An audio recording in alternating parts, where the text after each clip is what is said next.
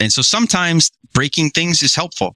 And then other times breaking things can bring down a bank, right? And so it can be difficult to know at the outset, which of these is happening right now? Is this the kind of disruption that is likely to lead to a lot of new value being created?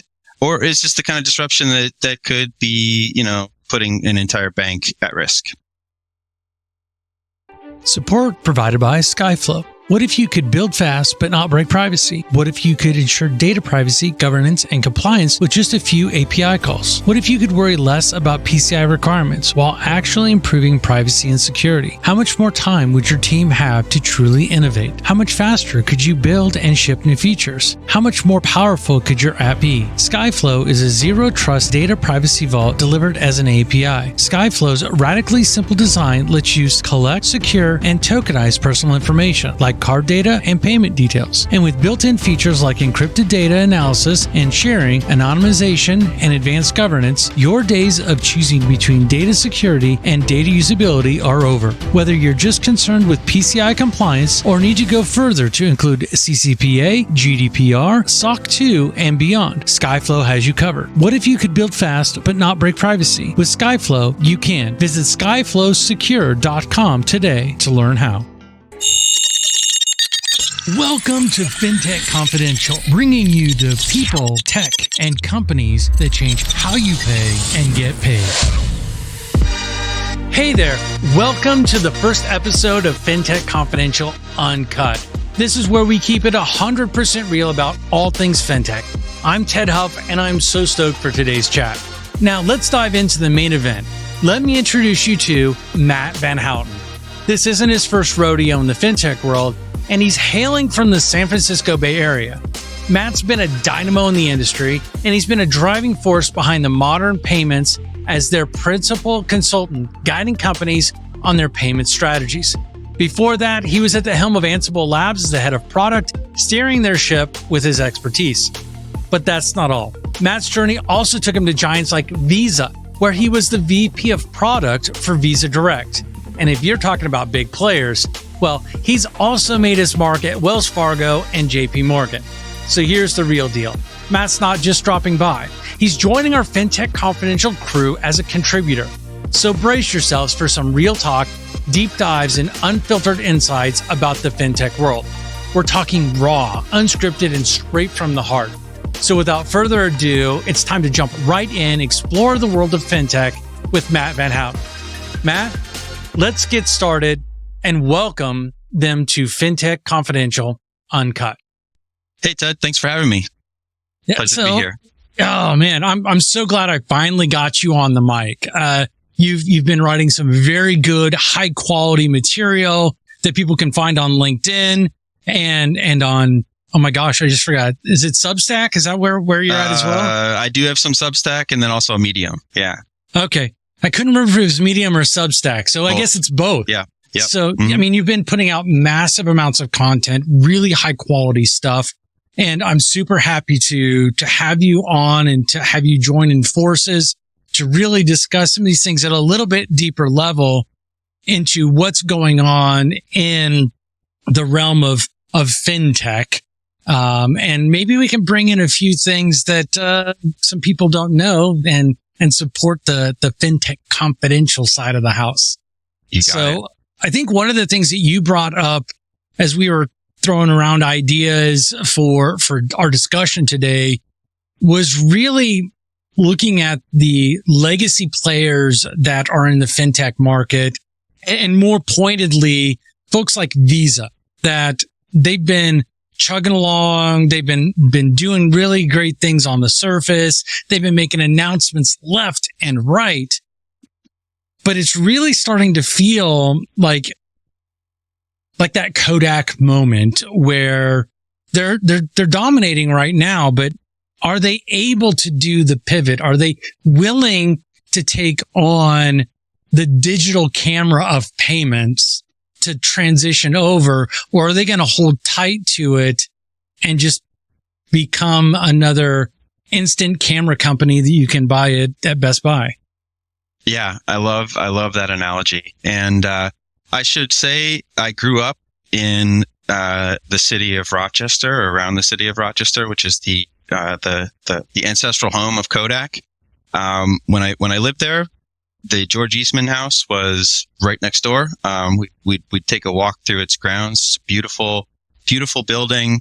And it honestly was like one of the most magnificent, elements left of that legacy at the time, right? So and this is in, 2010, 2012, Kodak had gone from dominating, film production and photography, to almost being a footnote in a Wikipedia entry. And another famous company also based in Rochester is Xerox, right? Xerox had its own dominant period and owned, digital, or not digital, like xerography, right? Even the very term that it was all built around came from the company's name.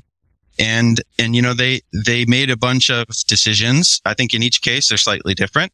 They honestly didn't take the competition seriously, and they didn't take the transitions in society that were happening seriously early enough to make the changes that they needed to make to stay relevant. And yeah, you're right. Both of them have seen in either their market share precipitously drop, or in the case of Kodak, is basically just a brand now, right? Like they really don't even make anything anymore. And so I do think that you look at a company like Visa today, and you look at how dominant they are in the world of card payments, and you can see 70% roughly of U.S. cards issued carry the Visa logo. Mm-hmm. They continued, as you mentioned, to make announcement after announcement about various partnerships, acquisitions, and they undoubtedly are at the top of the pile when it comes to consumer initiated payments in a number of use cases. But yes, I do believe that there are some chinks in the armor, as it were, and it is far from certain whether that dominant position that they're in today is one that they can sustain. So when I start to think about it, for me, if I go back and I start thinking about all the different places that and all the different products and services that they've launched over the years, for me, the place where I feel like the pivot really happened to where they may have, quote unquote, lost their edge really was when they decided to offer JP Morgan Chase their own instance, per se. ChaseNet. Yeah. For ChaseNet. And for me at that point there, it was almost like they realized that they've jumped the shark, for lack of a better term, right? And so since then they've acquired CyberSource, Auth.net. They've launched their own services around transaction security. They've all of the things have just kind of been like check boxes, I guess is the way I would describe it. Nothing really moving forward. Like looking at Mastercard, they bought a money movement company in Europe so that they could really dive a little bit deeper into that localized method. You think Vocalink in that case? Yeah, Vocalink, yeah. Right. Yeah. So like I'm seeing what the other brands are doing and hearing the conversations from the other brands is that they're like, Visa can have the card payments because honestly, that's important now. And yes, we're going to still put money into it, but we're really going to focus on what's the next thing. And we're going to spend a lot of time, effort, and energy in figuring out how do we participate in the next thing. And it's way beyond announcements. The level of detail and the diving in that, frankly, Discover blows my mind. What the amount of focus that they've put on the alternative options that are coming to the market. Mastercard's not far behind. I will say the only one that may be even further behind from Visa is going to be American Express. Yeah.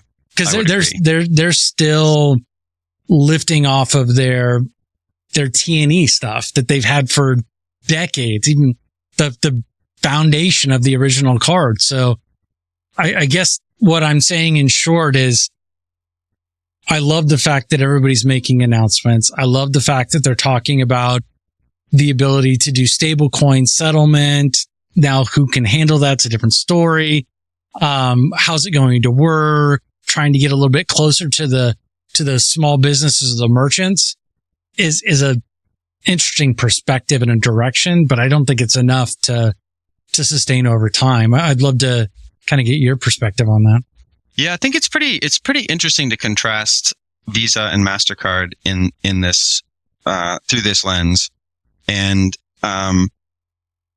when you look at, yes, VocaLink was acquired by Mastercard, and Mike Miebach, right, is now who was the head of VocaLink, is now CEO of Mastercard, right? And so you have a person that's running the company who comes from other payment methodologies that are not card based, right?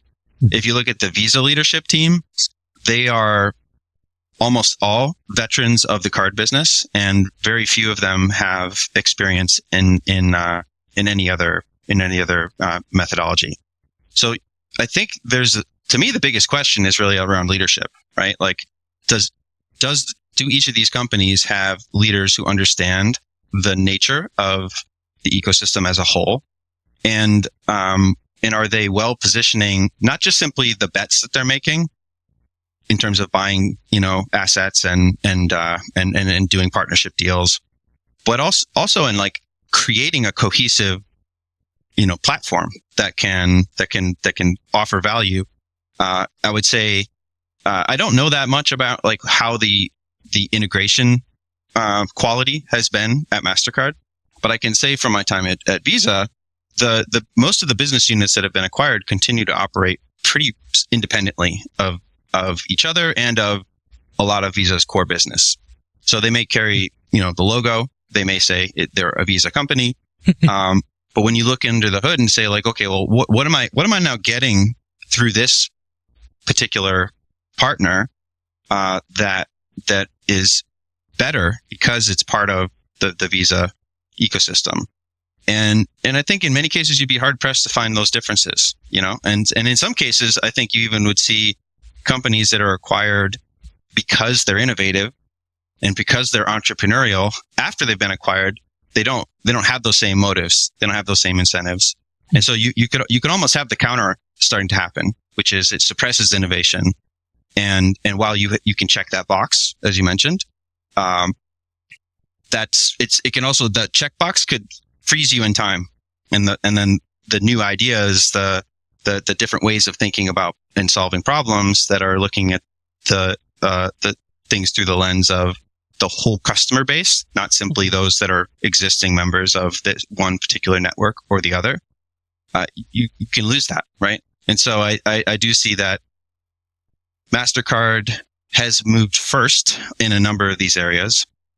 I don't know that VocaLink itself was actually that smart of an investment in terms of like direct contributions to the bottom line.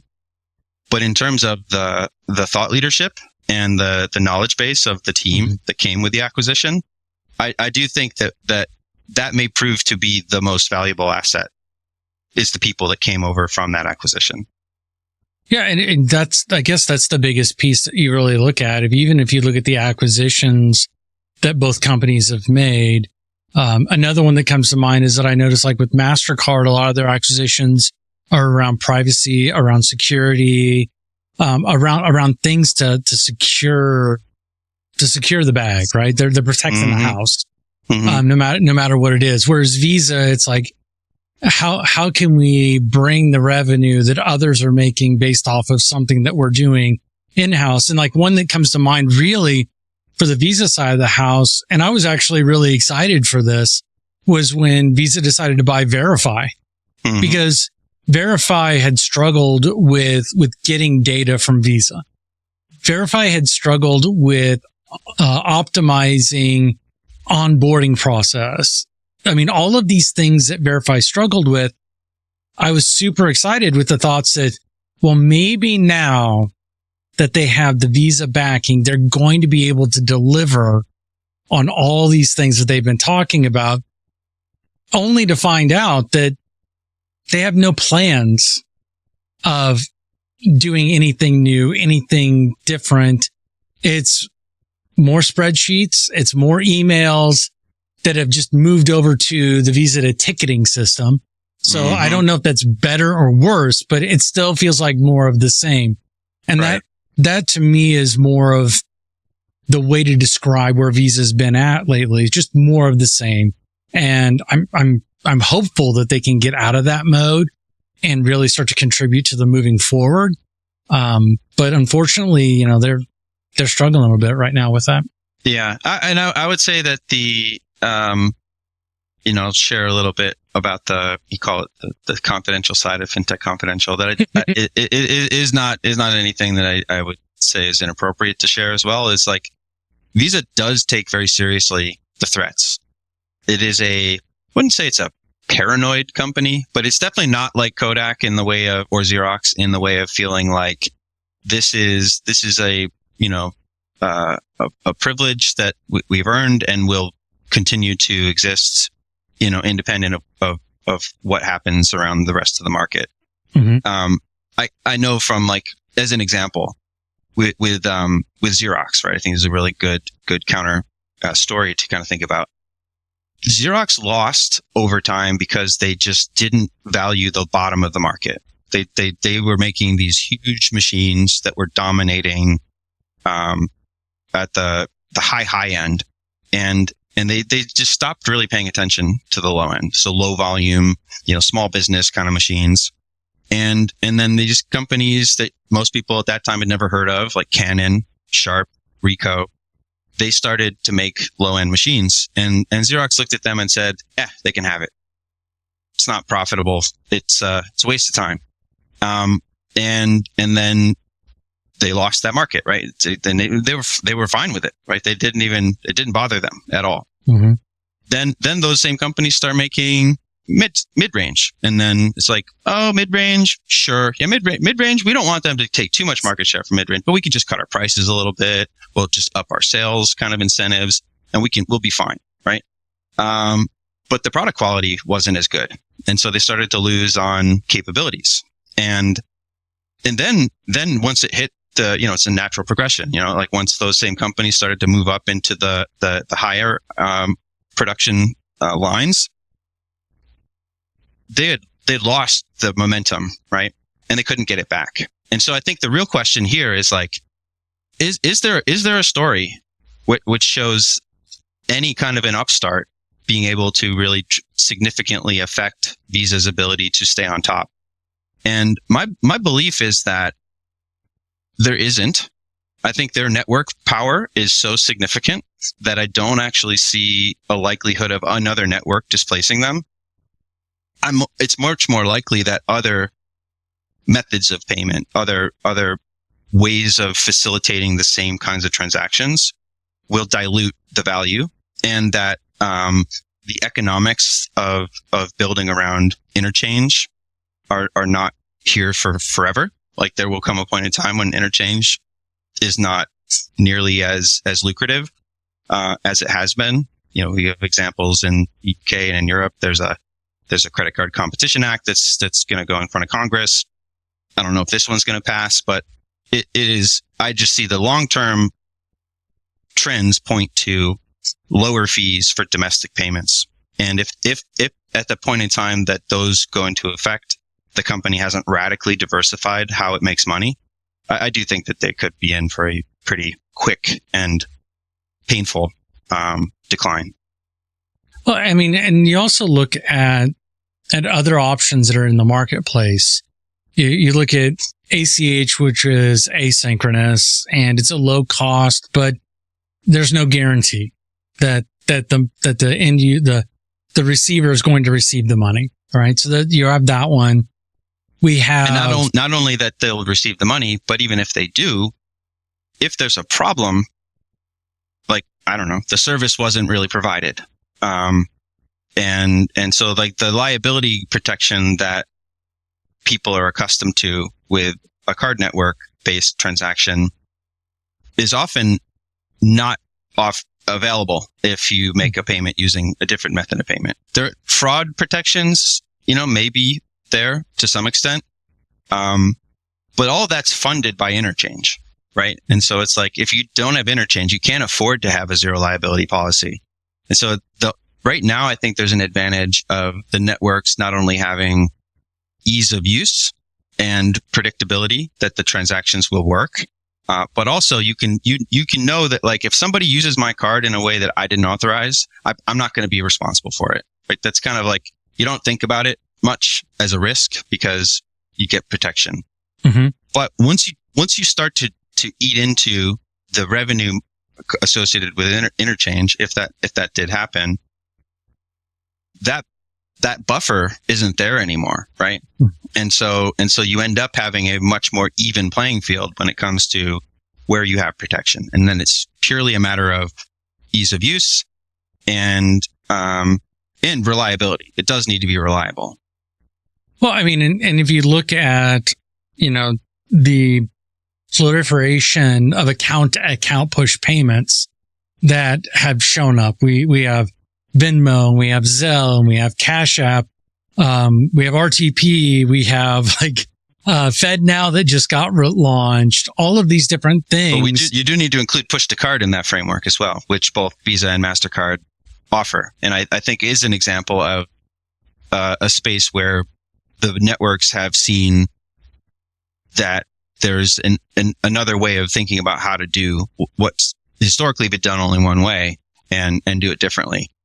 Is it enough, right? And are they also participating in all of those other methods, right? Sufficiently to be as dominant a player in the future that's a lot more fragmented and diverse? That's where I think it's very debatable. So when you look at the push to card that Visa and Mastercard both offer, their pricing is significantly less than the traditional acquiring model. Purchases, yeah, right. So from your perspective, how are they able to do that, even though I still feel like the risk is still there?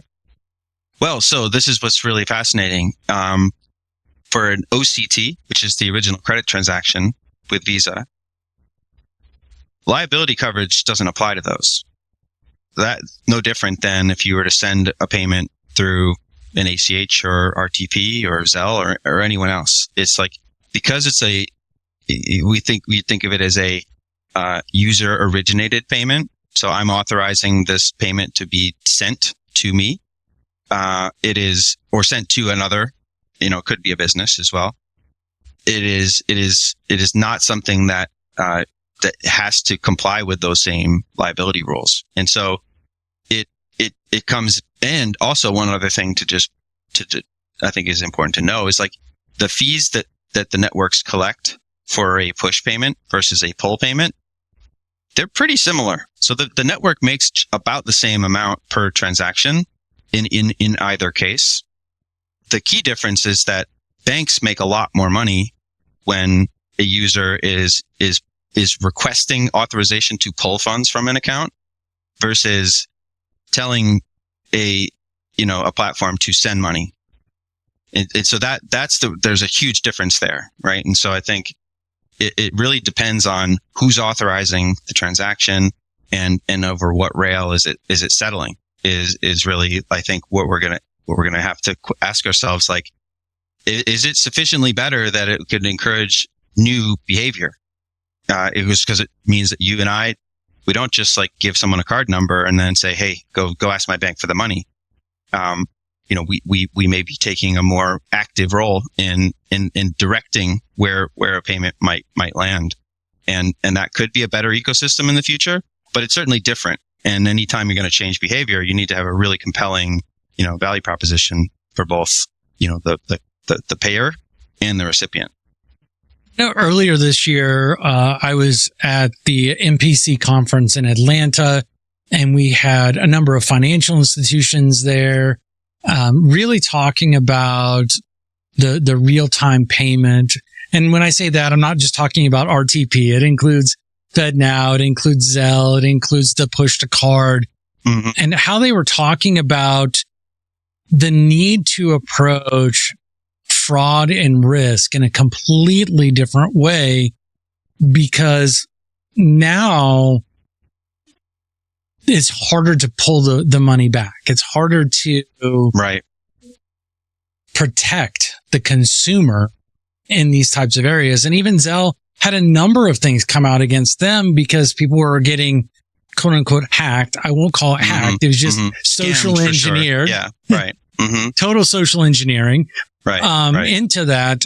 And now the financial institutions that I've spoken with are trying to understand, how do we help the consumer protect themselves against social engineering? Because with a card, if you get social engineered into a card, like you mentioned, it's easy to hop on the app and dispute the charge. I'd say it wasn't me. And then you could be, at least in my experience, I have never had a situation where some fraudster had access to a credential of mine and used it in a way that was not authorized by me, that then I held the risk, right? It always was covered by my bank. But in this case, it's harder to differentiate that, because in the just mechanically speaking, you're authorizing the funds to be pushed. And then in the UK, this is like, they're further ahead in this kind of journey than we are here in the US. And so for several years, they've been thinking a lot about this, and they call it APP fraud, right? Authorized push payments fraud. And like one of the typical examples is, you're doing work on your house and you have a little sign out in the front yard that says your contractor is here, doing the work. Fraudsters drive up and down the street. They make note of the contractor working at this house. They figure out who you are. And then they send you a fake invoice that looks like it comes from the contractor doing the job. And they say, oh, you're due to pay the next installment. And you think it's real. And so you send the money to the account that's listed on the invoice. And lo and behold, that account is not your contractor, right? And now you go to your bank and say, I want my money back. And the bank says, well, you authorized this transaction. Like, you sent the money. I have the proof. I have receipts. You sent, on this day, you signed in. I have everything here. Be more careful next time, right? This is pretty terrible feeling from a consumer perspective. Yes. And I think you don't have to have that experience too often before you just say, like, I'm not using that service. So do you think that there's anything in the account to account payments space that can really take any sort of hold to displace the batch or card type transactions? I mean, I struggle to see it. And I work with a number of financial institutions and businesses that are wanting to go to the push payment side of the house, but they're scared. They're scared to go there. Do you see that is there going to be a time when they're not as scared? What is it? Do you see that they might go, okay, I feel comfortable now? Right. And how do you see it transitioning? I know that's a whole bunch of questions, but let's just start with the first one. Like, how do you see them not being scared of it? I think the first thing that has to happen is people need to trust that the system is on their side, and that if there's a problem, they're gonna, if they didn't do anything wrong, that they're not going to be left holding the bag. And so, for example, in the UK, again, I look there, I think they've done some good thinking on this. They've put some rules in place that require banks to support clients who have a problem, right? And because initially they would literally just tell them, tough luck. And they wouldn't even assist with determining, where the money actually went, like how they could possibly get it back. They leave it to the customer. And so I think there could be rule changes that require banks to provide material support to clients who have a fraud issue. This includes with Zelle, by the way, too, right? I had an issue with Zelle personally where someone sent me money. They claimed it was by mistake and they wanted it back. I was doing some research and asked my friends on LinkedIn as well, like, hey, should I send the money back? And the crowdsource answer was, do not send it back. It's probably fake, right? They probably have funded a digital wallet on Zelle with a stolen credit card. And if you send it back to them, you're helping them take the money that they fraudulently put into that system and then put it in a real bank account. So just don't do it. So I said, oh, okay. Well, I called my bank. My bank had no way to help me, no way to know where did the money come from. Is this a real person? It was shocking. And I bank with a big bank, the biggest bank in the US, we'll say. And a bit of a tip of the hat. Yeah. Yeah.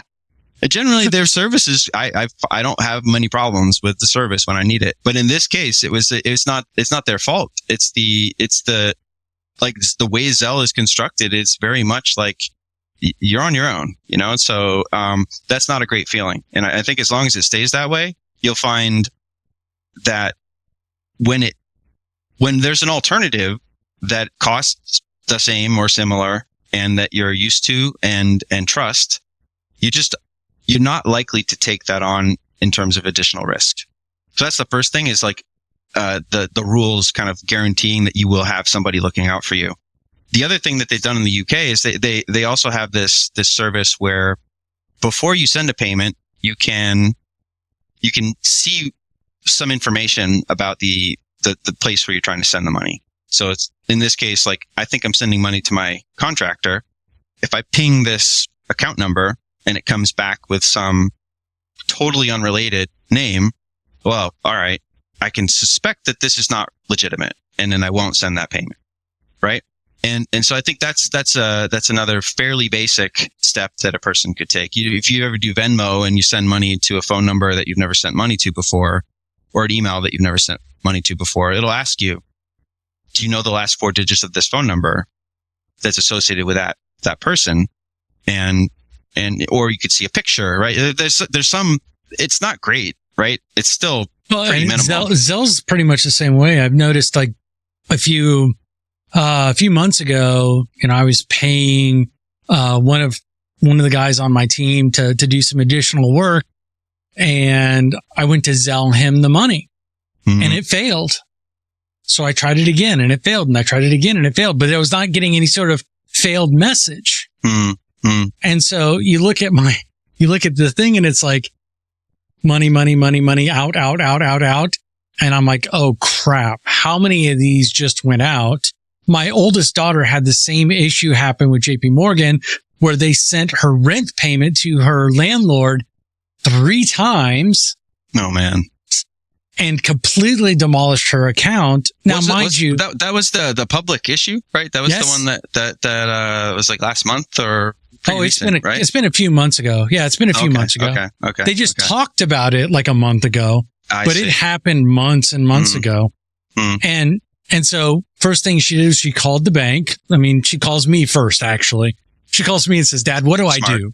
Yeah. And I said, how did you pay it? We got to be good for something, Ted. You know, once the kids get out on their own, you got to have a reason to get them to call you back. Exactly. So I say, what was it, Zelle? Yeah, it was Zelle. Are you sure you didn't hit the button 3 times? That's the first question I have to ask. And she says, Dad, right. I see what you're saying, because you'd had the experience of it failing, but sometimes that failure is not actually a failure in the back end, right? That happened to me at Taco Bell. The app told me it's failed. And my daughter's like, I'm so hungry. I said, okay. She orders it again. We show up and they're both there. 2 orders. Like, we didn't need to do these, you know, it's the same issue. Taco Bell is not as bad as 3 months worth of rent. New York City rent of all places. Right. Like getting yanked out of a bank account. But you know, the call, then she picks up the phone, she calls, and I have no problem calling out the bank. I mean, it's JP Morgan. They called the bank, and the person on the other end says, we're aware of the issue. You will not be charged any overdraft fees, and the additional payments will be put back into your account no later than tomorrow morning. I was completely shocked, because that is not the response that I had from my financial institution, which supports U.S. veterans specifically. So it was really interesting to see someone who touts being very friendly, not being helpful, and someone who you would expect to not be very helpful, being very helpful. And she feels more comfortable using Zelle than I do now. And it was all about that interaction. And that's a great example, right? Like there's an issue, they take responsibility for resolving the issue, and then they assure you that you're going to be protected. So to the extent that they stepped in and took that posture across the board, not just simply when it's one high profile or, thing that, that they're concerned is probably going to create some bad press.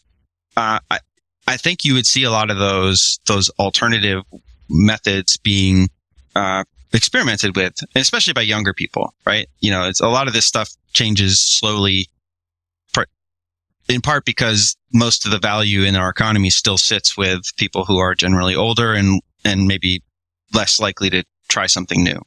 But over time, I think that younger folks are going to try different things. But even they are going to want to know that they're not. Especially, I think Gen Z. I have Gen Z kids, and they want to know that they're being looked after, right? They feel like they didn't get a great deal, in terms of the world that they're inheriting.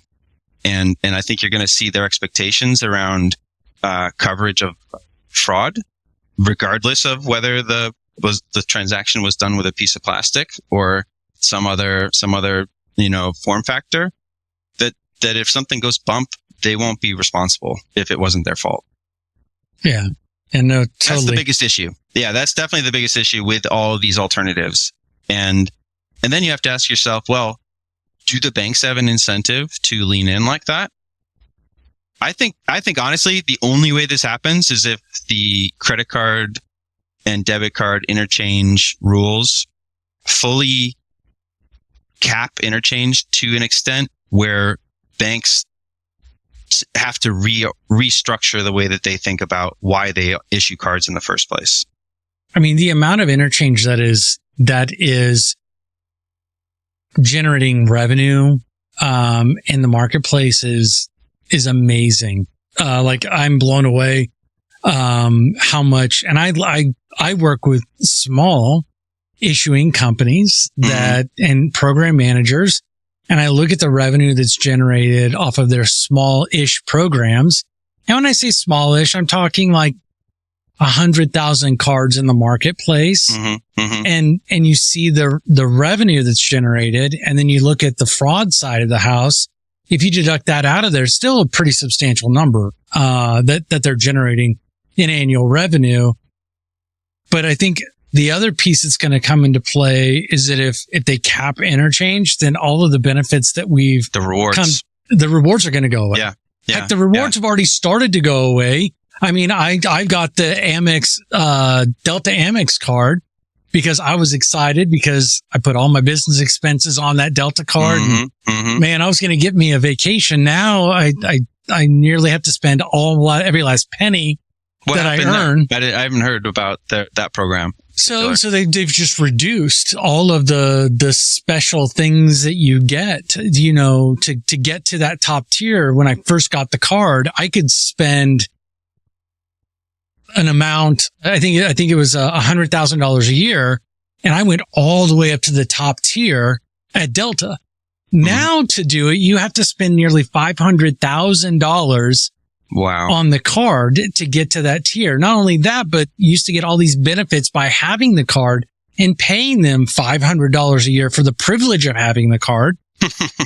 And now if you add up the cost of all the things that they've taken away, it's no longer worth the $500. And the thing behind that is that our expenses and everything is going up. So we have to cover ourselves somehow, some way, but they continue to increase the interchange at the same time. So I'm really starting to question, is it really that's going on? Or are they trying to increase their margins? And if the interchange gets capped, that's only going to get much worse, which is going to force people to look for alternative methods for them as a consumer, because the consumer behavior is about how well can I be treated during the time of acquiring a product or service? Right. And how easy is it for me? It's convenience and service, I believe. Right. And I don't know that many people seem to quite get this connection between what's being sold as like hey, we're trying to help small businesses by reduce interchange and, merchant acceptance fees are unsustainable, right? Like that's like the headline story behind Credit Card Competition Act. And you get people saying, yeah, I agree. Mom and pops should be protected. That isn't who's going to get protected. Those same, yeah, I know. And those same people who are showing their support, I think don't realize their 1.5% cash back or their airline miles or whatever benefits they're seeing for their card are funded from that fee. Right. And I did an analysis. If you're interested in nerding out on this, anybody that wants to go look at my, we'll content put the on links LinkedIn. in the show notes. We'll put the link in the show notes. Yeah. So I did an example transaction just to try to show like who's actually getting what when you swipe a card. If you look at the total amount that's being paid by the merchant, who gets what piece of it? Overwhelmingly if you're using a credit card as an example, not a debit card, because they sometimes have rewards, but it's not really. So a credit card with a rewards program, overwhelmingly, the majority of the fees that are deducted from what the merchant's getting go to the cardholder. The second highest number goes to the issuing bank. The third highest goes to the acquiring entity that processes the payment on behalf of the merchant. And the very bottom goes to the network, which is Visa or Mastercard. So we all like to point to the network and say, they're getting all this money. They're controlling all this, these fees. And they do set the prices. But if you break down who's actually getting what, they do. You don't think it's the issuing banks that are lobbying for them to increase the fees so they can get more rewards and they can cover their losses. And by the way, if you don't do this, I will switch to this network who will do it for me. Yeah. I mean, look at Costco. I mean, Costco, the main reason they switched over from Amex to Visa, from my understanding, was because Visa was going to cut them a killer deal on their interchange across the board, but still allow them to give all the benefits to their cardholders. So they basically were taking on both sides of the table, and Visa wanted it so bad they were willing to lose money on that portfolio just to say they took it away from Amex. That's the story that I've gotten. This is one of those things I cannot comment on. I would say that's an interesting story, and I think it makes a lot of sense. What you've Fair heard enough. makes a lot of sense. I know during that time period, you were at an entity that may or may not have made you privy to some information, and I will disclose that I did not hear any of this information from Matt. But this is from others within the industry. So, but it does point to kind of coming back to this question of using the Xerox story, focusing on the big players to the exclusion of everybody else. You could argue, in Visa's case, focusing on the U.S. to the exclusion of the rest of the world. Is another example. And while it's not quite fair, probably to say that they only are focused on the U.S., they're inordinately focused on the U.S. And if you compare Mastercard, for example, in what they've done in South America and Latin America versus what Visa's done in the same region or in Asia Pacific, I think the playing field's a little more level in Africa, but more complicated as well. But look at AP, look at Latin America, and Visa's playing catch up there. Mastercard has taken a much more aggressive position in doing partnerships with companies that Visa probably thought were just too small and not that interesting at the moment. And now you're starting to see some momentum picking up outside of the US for other players. Well, that makes me think of a project that I got to work with Visa on in India, which was Universal ID, which was leveraging the Visa network and a prepaid card in the background, for a lack of a better phrase, to basically test out whether or not the country and the citizens of India would be willing to participate in a program like this, especially the rural folks. And that was kind of the precursor to UPI, which, UPI is blowing up in India. Everybody is using it. It is the primary source of all bill payments. Most transactions fall into UPI. And the only one that's even doing any better than UPI is Pix out of Brazil. Right. Like it's uncanny that these guys have done this. And these are two regions that, the traditional card brands have struggled in. They couldn't get any hold.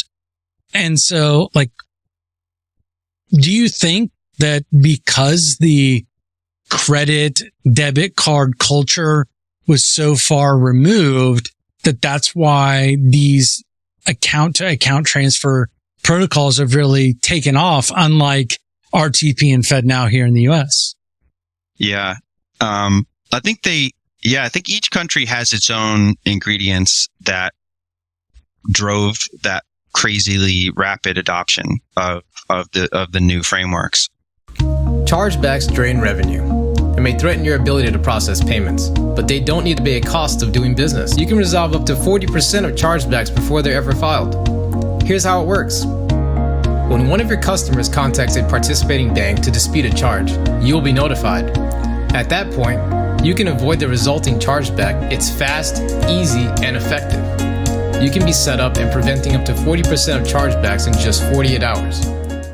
I think in both cases, you saw countries that had relatively low penetration of cards per banked adult. So if you looked at who in the country as an adult has a bank account, first of all, so who's banked, and then of those who are banked, who have a card, and then of those where is it a card that's issued by one of the two big brands? Those numbers were pretty small in both India and in Brazil. And I think Brazil, that's probably the growth there has just been astronomical with Pix, unprecedented, frankly. And one thing that I think is really fascinating, I just learned this from another one of us payments and fintech nerds very recently. Is who's done a lot of work down there. I didn't know about this, so this is fascinating. Kind of thinking about it's an economic piece and it's a mandate piece, right? And in the case of, and this is also true for India, the government has taken a very heavy hand in pushing for participation with these schemes. So the banks in Brazil, the banks in India, they're required to support the schemes, and the fees that they're allowed to charge are either zero or very, very, very low, right? And so there's a government mandate that we don't have here, right? First of all, we don't have the government insisting that banks participate, and then we also don't have, at least very little, government oversight of what the prices are, right? So that's just not normal in the US. It's bedrock in both of these places. But even more than that, you could have something that's, free, and that the banks support. That doesn't necessarily mean that people are going to go use it when they're out in the world, right? If they have a better alternative. And so something that I was just unique, I think, to Brazil more so than India is this idea of paying with installments. So you say Brazil was doing, buy now, pay later before buy now, pay later was cool. But people would buy a Happy Meal at McDonald's and pay for it in 3 installments. And those installments came with a financing fee. And so almost everything was being purchased using a card was sort of automatically being billed at not just a card interchange kind of level, but a 3-4 month installment window. And so everything on the price on the menu kind of reflected that cost. And so now that you have this alternative, which is Pix, you can now discount. So say, hey, you pay with Pix and we'll give you a discount. And it's not a teeny discount. It's not like it's 1%, 2%. It's like 10%, 20%, right? It's a meaningful discount. I mean, because when you look at the parcelas that happened in Brazil, it was not unusual to see 20 to 30% increase in cost to do that. Right. And the longer the term, the higher the percentage. So you could get at double the price of the item if you extended the term out far enough, because adjusting for the risk over long term. Right. Of not getting the full value paid back. Exactly. So the ability to be able to, and I think the other piece in this too is that discount for those who have the means, it really does do that, but that also starts to do the widening of the gap between with means and without means. And so what's going to tend to happen is that now that this is my perspective. I'm speculating completely on this, but I think what you'll see is the cost to those who have to use parts outlets, versus being able to use PICs. Oh, even widening. You think it'll get even bigger? I think the cost for those that are doing it in installments is going to continue to go up because it's the lower end of the market. Think subprime here in the US. Right. If all you're doing is serving subprime, think payday loans. Right. It's going to be extremely high cost versus someone who's got $1 million in the bank and wants to borrow $50,000. They're going to get it at literally pretty close to no cost. It makes a lot. The logic makes sense. It's regrettable. Reality, that's a different story. Yeah. Who knows? Yeah. I could see that being the case. And I guess the other thing is like, you would hope as well that on call it the micro payment, a single item at a convenience store, that these things would be within the reach of more people. But yeah, to the extent that you really need that additional help, you maybe built the habit of always having time to kind of like pay for your purchases. Yeah, that gap could widen, and it'd be really unfortunate. And I think sticking with Brazil for a sec. So Visa, I do think in this case, Visa has done something like it's really, really smart. And that is that they have entered into an agreement to acquire a company called Pismo. And so Pismo is headquartered in Sao Paulo. They have customers all around the world. And what Pismo is, and this is sort of probably closer to what you've alluded to with Mastercard doing it with when they purchased Vocalink, is they've bought a technology company, or at least they're assuming it closes, they will be purchasing a technology company. And what Pismo does is build core banking, issuer processing, and pretty basic, but they do have some payments capabilities as well. They have secured a deal with Citi to replace Citi's corporate banking account backbone, which is honestly, I was stunned when I heard that Citi would be partnering with what effectively is a startup, but I think it's like a 7 or 8 year old company. It's not doesn't have a long track record.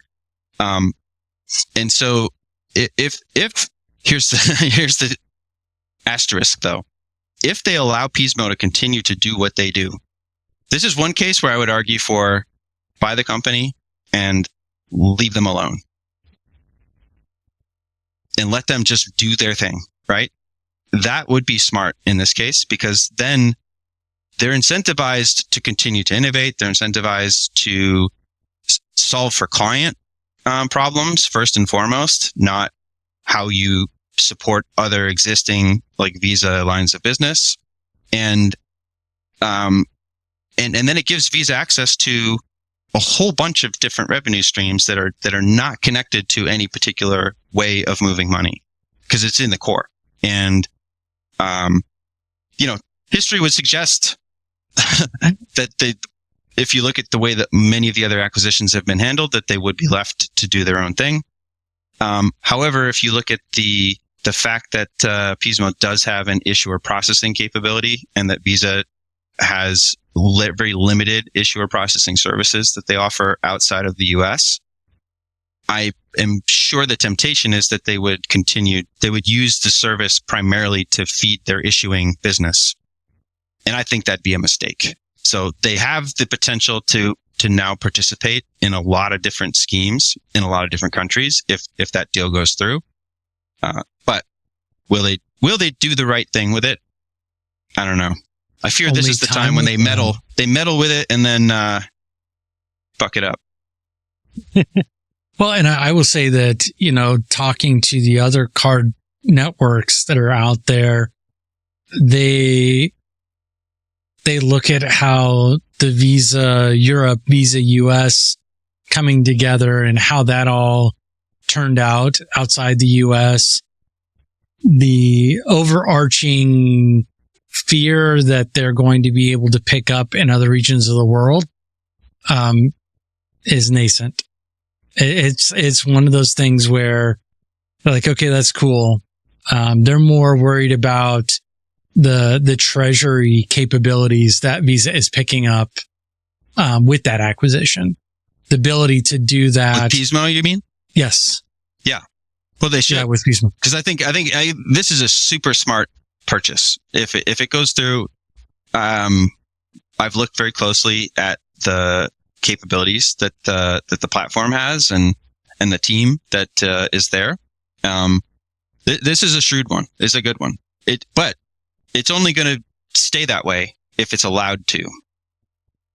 And that's where I fear is maybe the wrong word, but that's where I think there's going to be a temptation to try to use it. Like everyone's going to want to get their paws on it. And, every region, and Visa is a very territorial organization, region by region, country by country, product team by product team. You can learn a lot from what's likely to happen based on when the announcement goes through, how much regional, influence is there versus global platform kind of play, and sort of like where it lands within the product organization, I think is going to tell you a lot around, what you can expect from the deal after it's closed. Yeah. And, I start to look at that direction, and it makes me think of a lot of the other cross-border plays that had been going on.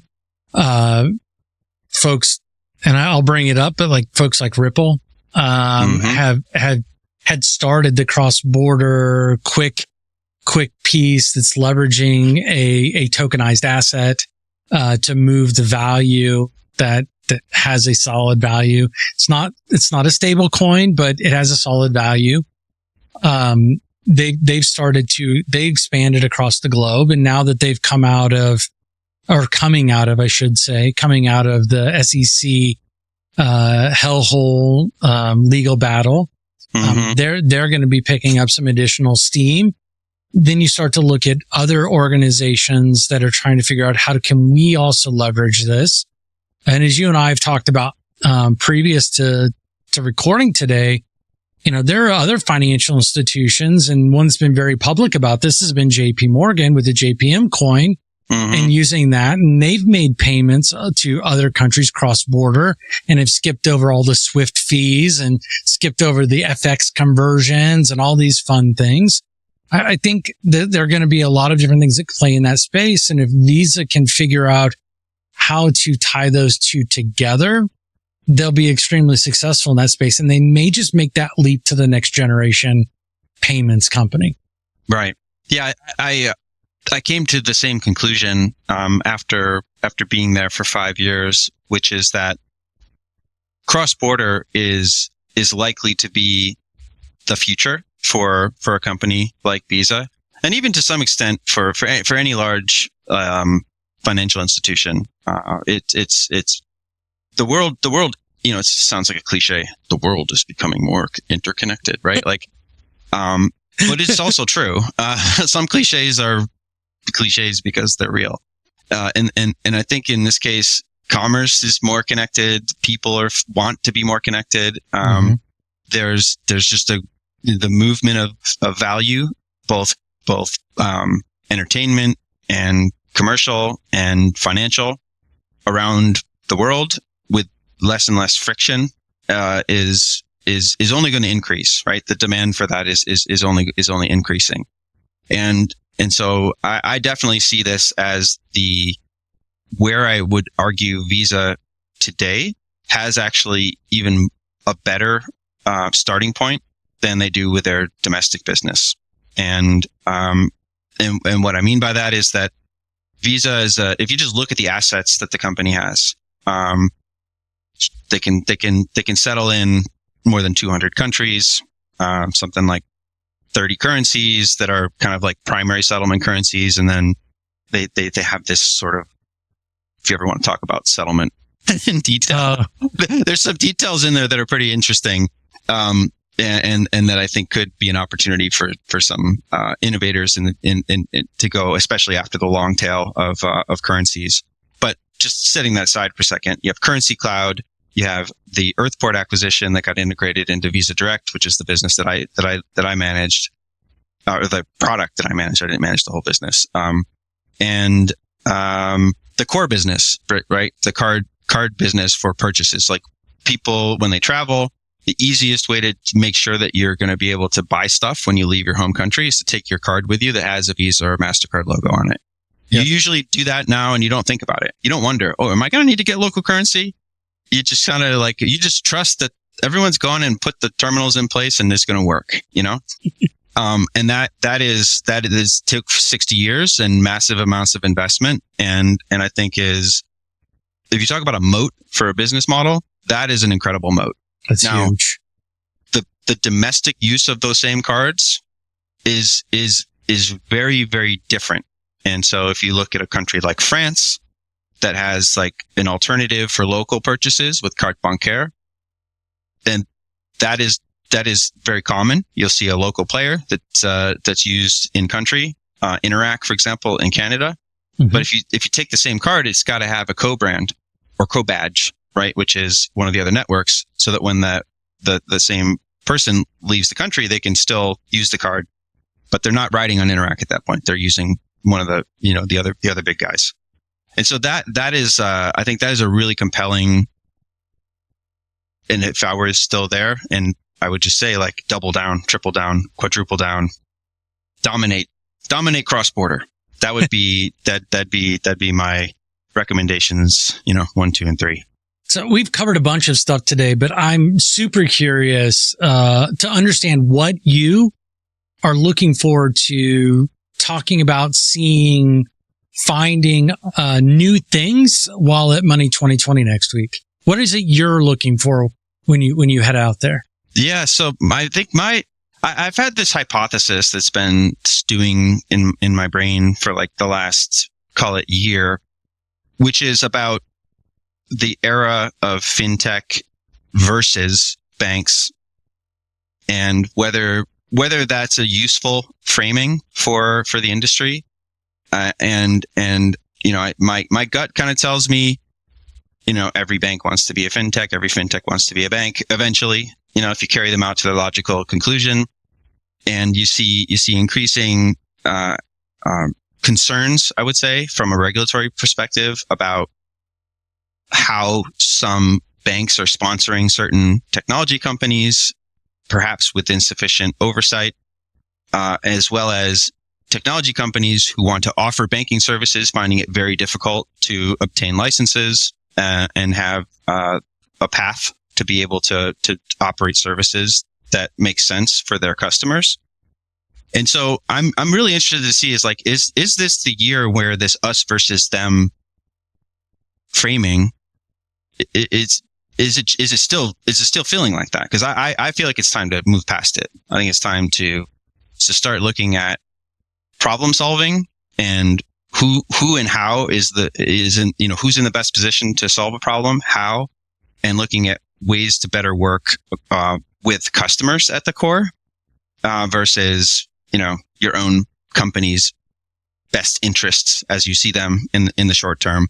I saw that a lot at Visa, as not to beat up on Visa too much, but very focused on. We'll have to pick somebody else next episode, because we've unfortunately had a little bit of a beat down on Visa. They're not all bad. It's just we found a bunch of things that just kind of coalesced together into we think they could do better in these areas. But you brought up a bunch of things that they did well with the cross-border stuff, with the treasury management. It's in places that don't get a lot of exposure in the world. And I think a lot of that has to do with what you were just talking about, is like the fintech versus the bank. A lot of the products that you were talking about that they've had success with are traditionally seen as a banking function. Right. And the places that we hear most about them are on the fintechy side of the house. And so where anybody is like trying to take accounts payable, right? As an area, B2B receivables, right?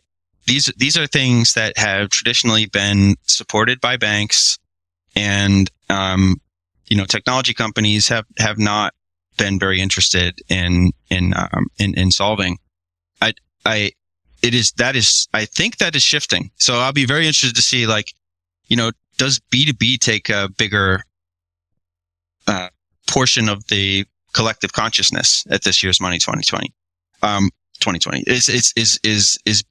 are we moving past like the consumer as the darling of kind of like where we're trying to solve problems? Not like we forget about consumers, but I do think businesses, setting aside like commercial card, which is a pretty well trodden space, but businesses, especially small businesses, medium-sized businesses, haven't really had any significant investment in technology to try to solve their problems.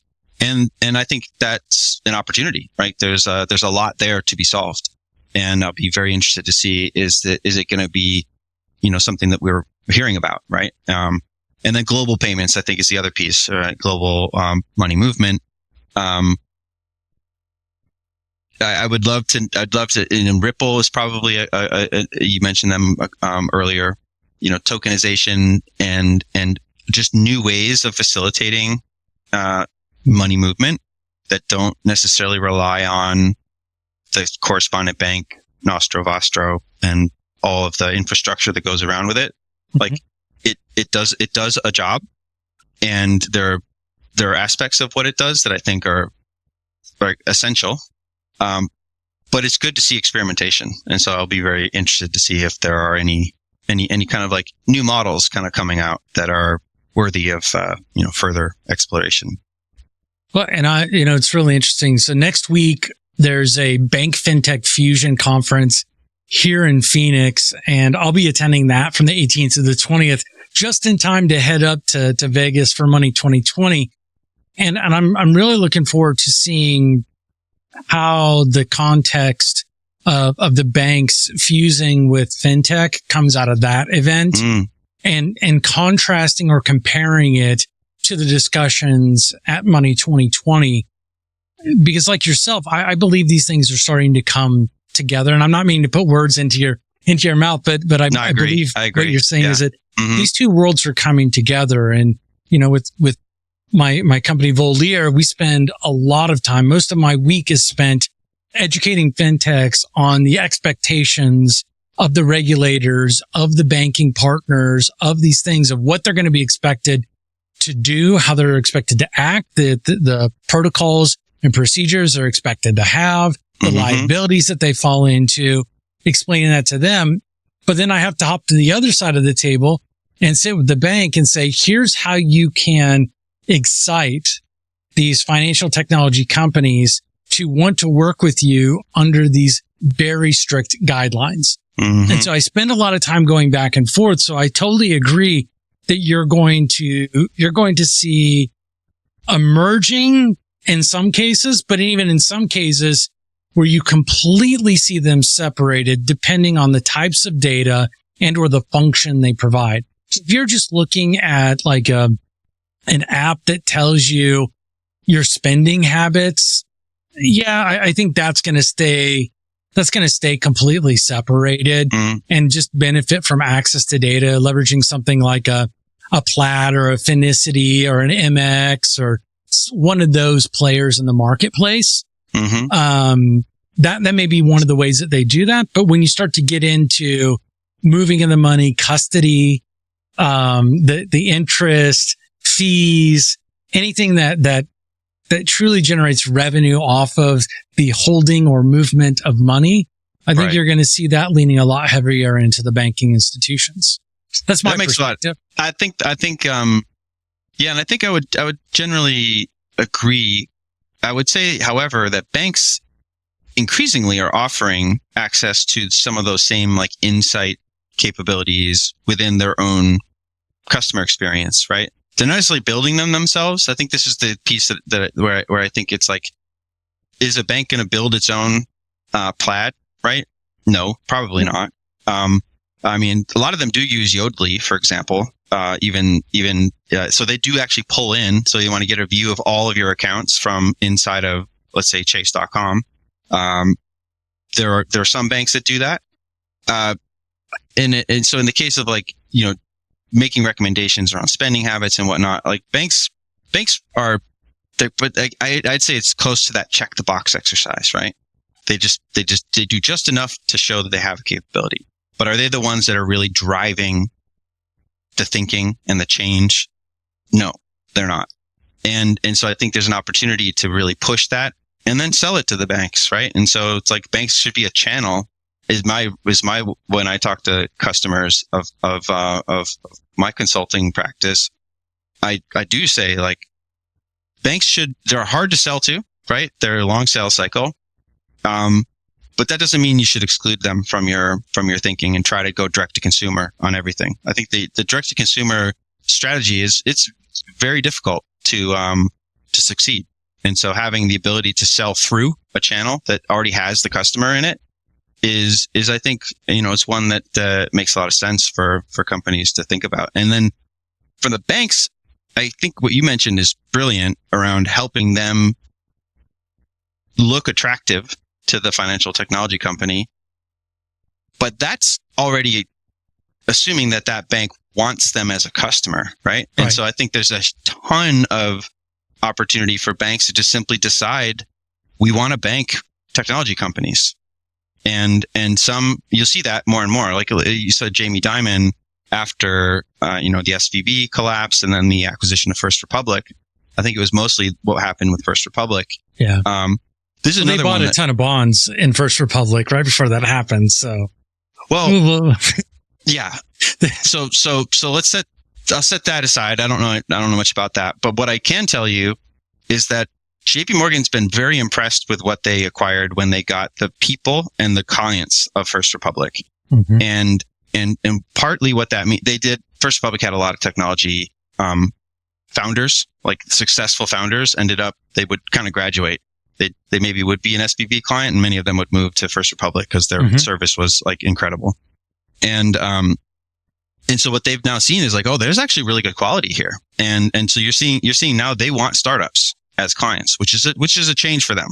They haven't really been like that in the past. And so I think there's a window of opportunity here for forward thinking, medium, even smallish, but like, well capitalized banks to lean in and say like, we actually want technology companies as customers.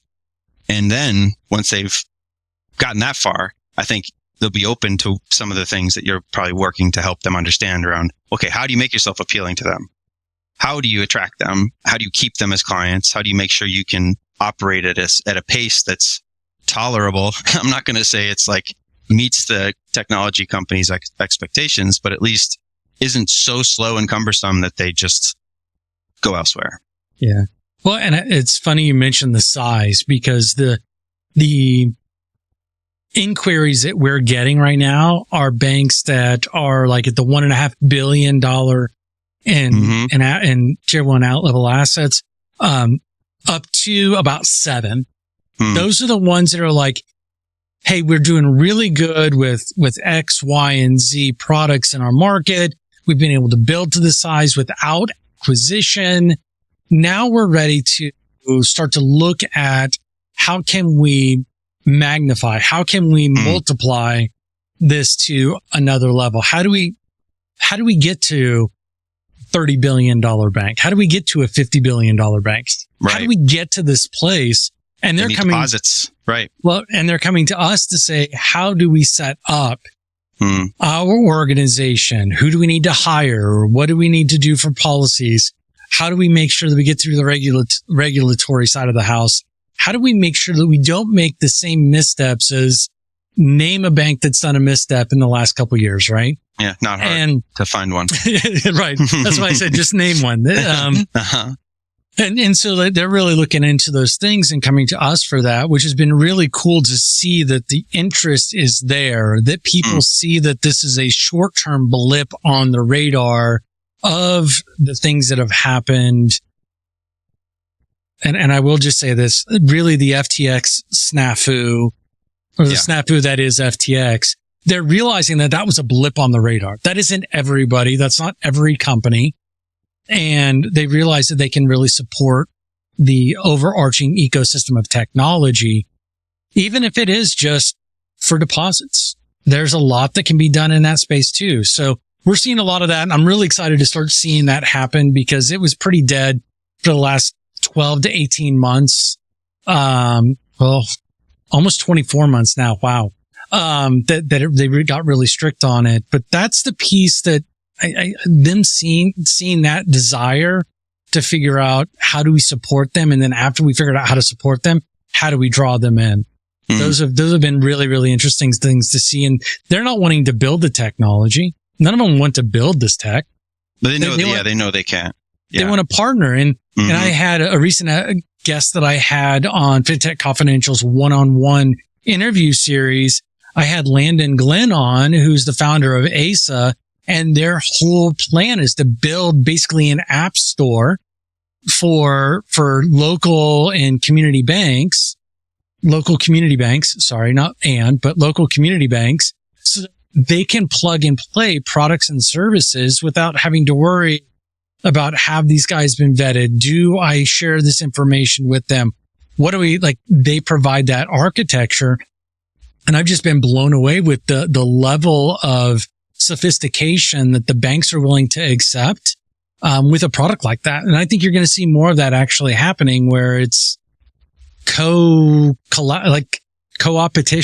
type stuff going on. Yeah.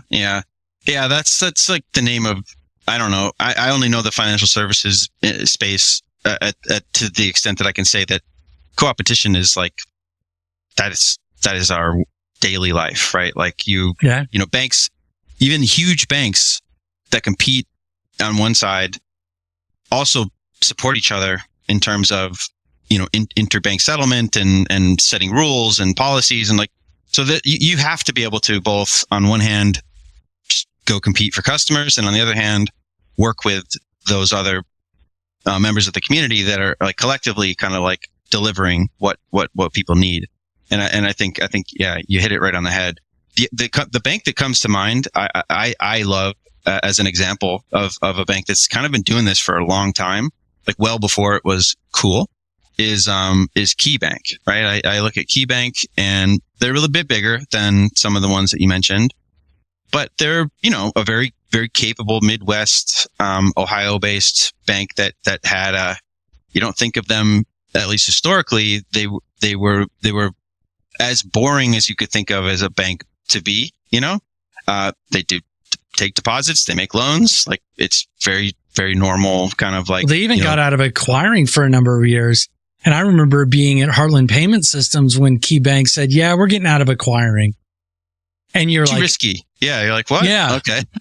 Yeah. So for them, and they took on a very different approach, about 10-ish years ago, maybe a little bit less even, where they said, to your point, like we can't compete with JP Morgan, Citi, B of A, Wells on the amount of money that we can invest in building our own technology. And yet we do want to make sure that our customers, in this case, their corporate customers, had access to like best in class services, whether it's for payables, receivables, liquidity, whatever, right? Like fraud. And so they started to take on this whole campaign around, we're going to give the experience to those customers that they might otherwise only be able to see from a much larger institution by being really clever about who we work with.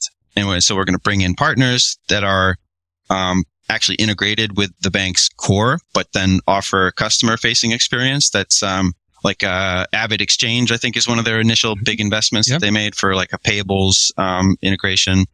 And they've done a number of really smart deals, either buying equity in some of those partners or commercial relationships and a couple of acquisitions. And I think you could take that same playbook, and now the technology, as you mentioned, is even more, I'm not going to say plug and play necessarily, but it's more self-serve, more accessible, right? Yeah. Well, and what's interesting is you bring up KeyBank, and I've had a long-standing relationship with the folks at KeyBank, and with the pivot over and realizing there's opportunity there, the one thing that they they didn't do, at least from my perspective, is they didn't expect it to be successful. And because they didn't expect it to be successful, they hoped it would be successful, but they didn't expect it to be. So now what has happened is they've got more business than they can handle, and they've got this huge backlog to get clients live. So if you're wanting something in 3 months or 6 months, good luck. If you're wanting something that's in 12 months to 18 months, you've got a pretty good chance. Wow. And so, and people say it's a good problem to have. The only one who says it's a good problem to have is someone who's never had that problem. Because there's like nothing worse than having clients ready to go and you can't support them. Right? Exactly. It is frustrating. That's the fastest for the team way to lose clients and the customer. Yeah. It's a really rough place to be. Existing and new clients. You're going to lose both of them because you can't support your existing clients the way they were used to. So they're going to get fed up and they're going to find someone who will support them that way. Then these new clients are like, you're taking forever. The implementation was crappy. You have like everybody's doing 50 different jobs. I can't get done what I need to get done. I'm going to go find somebody else. And so now you just utilized all these resources and you end up with less money in your pocket. And that's one of the things that we talk to the banks a lot about is be prepared for a fast acceleration, because once you prove you can do it, and you can do it well, then it is a build it and they will come type scenario. But you have to build it, show that it works, show that you can support it, and it will come. But you have to be ready for when it will come. What do you attribute the backlog coming from in their case? Is it the partners that they selected? They're too dependent on the third parties. Is it actually showing that the model has some risk in it, or like what's behind the delays? Typically speaking, it's the internal processes and procedures around risk assessment, around and implementation. So it gets stuck in there. Right. And no matter how, and that doesn't scale very quickly. Yeah, that's like it takes a lot of time because they can't change the processes typically. It's very difficult because those are covered by regulatory oversight. Exactly. And then you can't also staff them up that quickly because they're dependent on a lot of knowledge. Yeah. Right. Yeah. So that's one of those things that I've, as kind of the part of the thinking on like, well, assuming that this all happens, right? Assuming that banks and fintechs really decide that they want to hold hands and join We've been together. Talking about that for how many years? Then like, okay, you talk to a bank, and to your point, like, okay, you got to be attractive. And now you're saying as well, you have to be more flexible, right? Yes. And you have to be able to understand, like, how do you do underwriting of a company that's brand new, right? If it's a startup, as an example. Or how do you do a partner assessment of someone that you want to work with in this app store environment? It's like, how do you tell your procurement guys, like, no, it's fine. The apps are vetted. And the procurement guy's like, well, no, we vetted the platform, but we have to also vet every app in the app store. And it's like, well, wait a minute, have I actually solved the problem? Right. And so I think that is a really, really interesting, it's all solvable, right? But it's not easy because those processes are ossified, right? They've been the way they are for a very long time. And the changing those often requires going back to a regulator and saying, I'm going to change this thing that I just got you to approve, that took me a decade. And it's been, clean bill of health for 18 months. And now I'm going to go open up the hood and change it. Yeah. It's hard to get the momentum behind that. So you really need senior leadership buying into, we're going to do it. We're going to do what we have to do to make it work.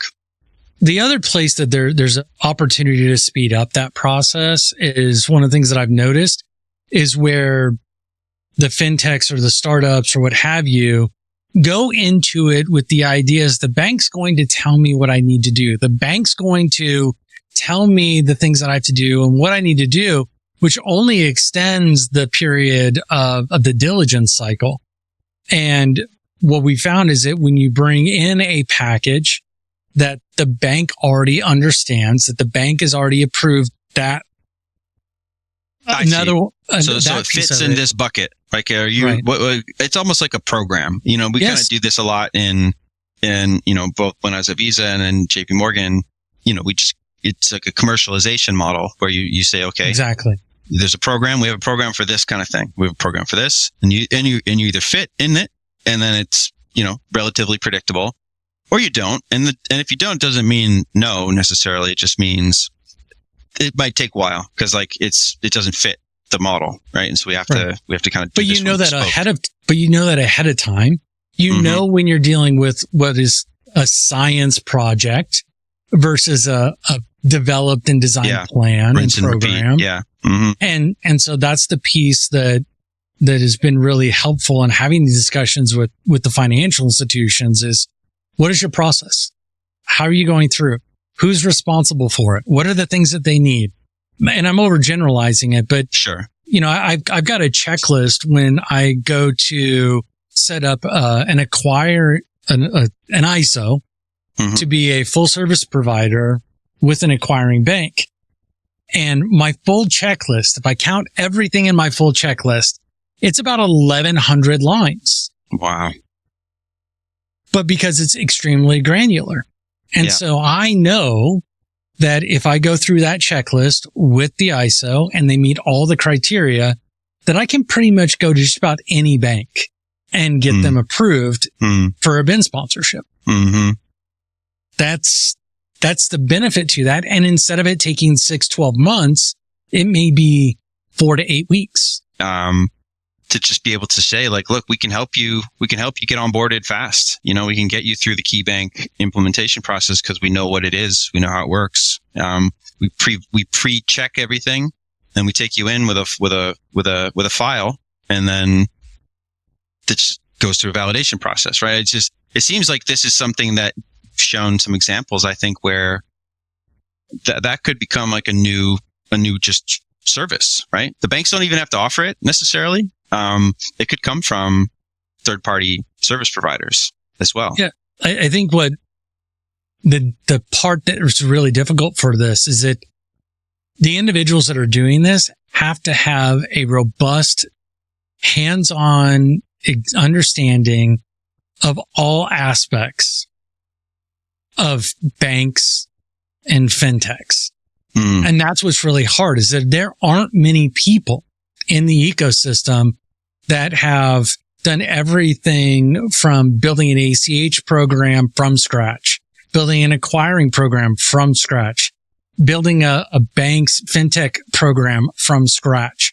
And that's the key piece, is where the success comes into play, is that you have to have the knowledge from scratch to a functioning product. And that's why it makes it really difficult. And honestly, a lot of banks are skeptical that you're actually going to be able to do this until you actually do, because they have been sold on this so many times before by somebody who was a consultant at, name a top 6 place, right? Yeah. Or name somebody who worked at one company for 5 years and their job was X, Y, and Z. Well, yeah, but they had a team of support and they had all these different things. But you have to have relationships with regulators, ex-regulators. You have to have relationships with practitioners. You have, there's so many different things that go into it that it sounds really freaking easy, but it is so complicated. And I think I've got a few extra gray hairs just from the last few weeks. Well, you still have some. I'll swap you. I'll take some grays. But, there's so many things that could be happening out there. And I think that kind of goes into the piece that you were talking about with the fintechs and the banks coming together. I think there has to be more understanding and communication back and forth between them. And, this sounds crazy, but the ultimate success would be me not having to get involved in that. Oh, totally. Yeah. I wouldn't see this as something that would be necessary in the long run. I hope it's not. But but there is a lack of understanding, and I think there's also been some bad behavior on both sides. There's been a lot of bad behavior. Some banks doing things that are very inappropriate. Some technology companies also doing the same. And when you come from a place in the world like I am currently based, where the motto is build fast and break things, or whatever, go fast and break things. and that's the ethos of the culture. Mm-hmm. And then you try to take that into money movement. Mm-mm. And some people have done that, right? Plaid got lucky with that. Yeah. And then, I'll give you another example that ended up being, and this is sort of, I think, feeds into the belief that it's like acceptable. Visa Direct, very near and dear to my heart. I would argue Visa Direct became a viable commercial business unit because Square Cash in that case, was breaking the rules. They came up with a way to move money using unlinked merchandise returns, which is not allowed. And so they reversed the flow of funds back into a bank account using a transaction that they weren't supposed to be using. But because it was so interesting as far as like the user experience and the opportunity that was then presented by codifying a set of like standards and rules around it, we kind of were like, okay, this is actually pretty incredible. And so sometimes breaking things is helpful. And then other times breaking things can bring down a bank, right? And so it can be difficult to know at the outset which of these is happening right now. Is this the kind of disruption that is likely to lead to a lot of new value being created? Or is this the kind of disruption that could be, putting an entire bank at risk? Well, I will attribute that to the commercial as I was growing up about the Tootsie Roll, Tootsie Pop, and the owl. Yeah, classic. 1, 2, and crunch. The world will never know. So with that being said, Matt, I have had so much fun talking. I can't believe so much time has gone by. How many fantastic subjects we've covered. I look forward to us coming back together and talking about all the great things that we saw at Money 2020 and how we see that impacting what's going on in banking and fintech coming up in the future. So thanks again for taking the time out of your day to sit down and talk about these fantastic subjects. Yeah, thanks for having me, Ted. I look forward to meeting up in person in Vegas and chatting with you again when we get back. Sounds great. Thanks, Matt. Okay, thank you.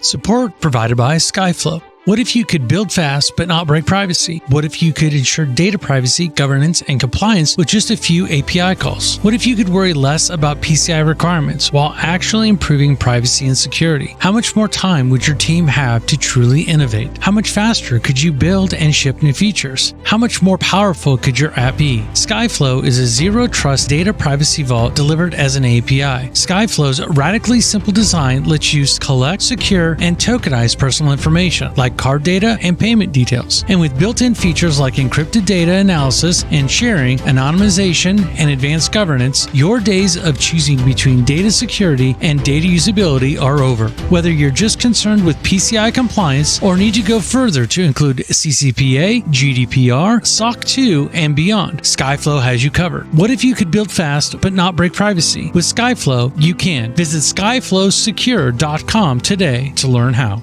This has been a production of Diamond D3 Media, with all rights reserved. This is provided for informational purposes only. It is not offered or intended to be used as legal, tax, investment, financial, or other advice. We strive to provide accurate and up-to-date information, but will not be responsible for any missing facts or inaccurate information. You comply and understand that you should use any of this information at your own risk. Cryptocurrencies are highly volatile financial assets, so research and make your own financial decisions.